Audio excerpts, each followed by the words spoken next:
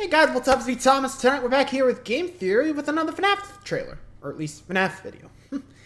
Today's one's on the new DLC for Security Breach called Ruin. And I think he's already figured it out now, but might as well see what he thinks is going to happen in Ruin. Will he be right? Will he be wrong? Well, might as well see his theory to find out. Be sure to like, subscribe for more. Hope you enjoy. Let's go.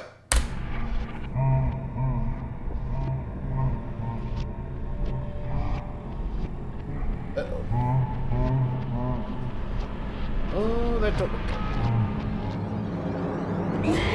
good. Get the acid!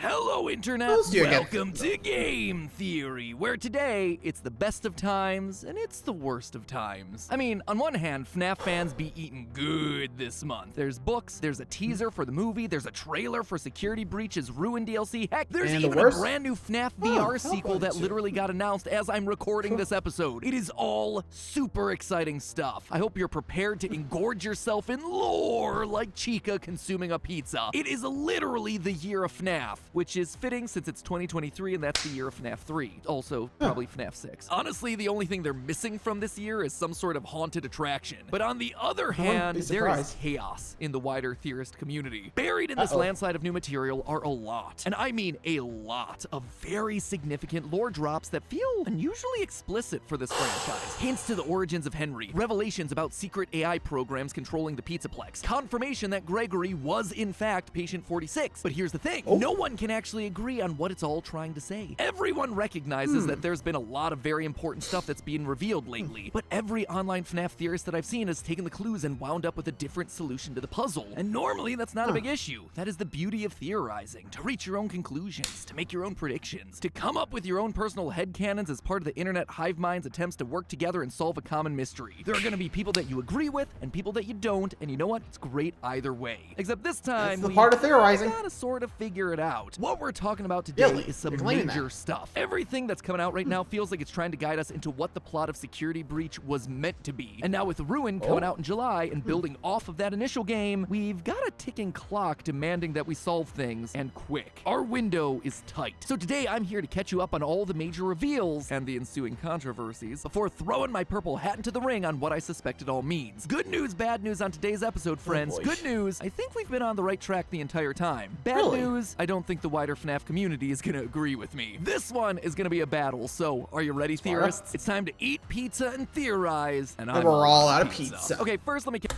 Yeah, honestly, I do remember his whole, like, FNAF timeline video. And apparently, William Afton's wife is apparently controlling the whole thing. So, I'm not too sure what we're gonna see, and, well, the movie, if I remember correctly, has nothing to do with the main FNAF timeline, kind of like the books. So again, not too sure if we can. Not sure he's gonna pull it up, but so I'm guessing with Ruin, I think it's supposed to be a side plot, or I don't know. I haven't really checked it out in a while, but well, you never know until we get in there. So let's learn more about this one. See what's going on in Ruin. Catch you up on the big FNAF drama. Let me set the stage. It's April. All of Team Theorist over here has just finished slaving away on our massive timeline for the series. We've done it. We are on the beach, coconut drinks in our hands, eager to take a break from the franchise until Ruin's release later in the year. But nope. Scott had himself some other plans. He smacked those beverages clean out of our hands and released 3 new books. Submechanophobia, The Bobby Dot's Conclusion, and Nexi. Now, normally that wouldn't be too much of a concern, right? Books tied to this franchise have been coming out for years. It's just part of the content treadmill at this point, and it's not like they tend to add a whole lot. Only one in like every 6 stories is even remotely lore relevant, and even then the connection back to the games only exists if you squint at it. But oh no, friends, not this time. Across the 3 books, story after story after story seems to have significant lore implications. And not only that, they're also much more direct in the way that the information is presented, with characters and events mapping largely one for one onto characters and events from the games. If you're not in the habit of reading these things, and let's be honest, why would you when I could just do the homework for you? What I'm talking about might be a bit confusing, so I'm just gonna explain by way of example. In GGY, one of the 4 stories that set the internet on fire, a young boy named Greg, with brown hair and big brown eyes, is a master hacker who's been reprogramming the animatronics at the Pizzaplex for evil deeds, including bumping off 3 school counselors that seem to be getting too close to the truth. He also has himself a habit of being really good at the Wasn't that part of Pizzaplex's his old arcade theories? games, leaving behind his initials GGY GGY. at the top of the game's leaderboards. Now, compare that information to what we get in the games. There's a young boy look. named Gregory Gregory. with brown hair and big brown eyes who seems to be Patient 46, 46, a master hacker that's reprogramming the animatronics at the Pizzaplex for evil deeds, including bumping off 3 therapist characters that also seem to be getting too close to the truth. He also has himself the habit of leaving the letters look, GGY at the top of the leaderboards at various arcade cabinets throughout the It is 1 for 1. Pizzaplex. Look Now at that that. right there, that is not counting animatronic toes and trying to match up striped shirts. That is about No. as explicit of a 1-to-1 parallel that you get for this franchise. So when the story also reveals that Greg's nickname is Rab, aka Dr. Rabbit, you stand up and take notice. And you know what? The internet sees it. They recognize the connections and how important the books have suddenly become. No longer am I out there on my own little island shouting into the void about using the books to inform our speculation about the lore. Finally, the internet agrees with me. To me, this is a huge step in the right direction in terms of figuring out. Yeah, it turns out wider Matt was lore just of ahead of the franchise. curve. You know, there's He just just one thought it was being funny. tiny little problem with this. That No one being? can quite agree just how seriously to take this lore. After years of denying the boy. book's canonicity, there's suddenly been a massive swing of the pendulum the complete other way, where now many pockets of the FNAF community vehemently believe that these most recent stories are fully canon with the games. In other words, we're no longer talking about an alternate universe where events are similar to the games, but with slight differences. Oh no. Now the debate is all about whether what you read in the books also happened in the Pizzaplex that we play through in the games. So before we dive into that, I mean, I'll be real. Like, I know I'm kind of jumping the shark, but then again, a lot of us do on the, theorizing time. Sorry, it's the best I got. But I think when it came, to stories, I mean, I think you could separate, say, the tales from the Pizzaplex or the Fazbear Fright stuff. I think for Fazbear Frights, it's definitely meh, more like an alternate universe happenings that you could draw parallels to, say, the real one. The graphic novels, Silver Eyes, Fourth Closet, that trilogy, that's a different universe. As for Tales from the Pizzaplex, again, there's some, parallels, so gonna go with that, I guess. So, what are you gonna do, right? Anyway, let's get back to it.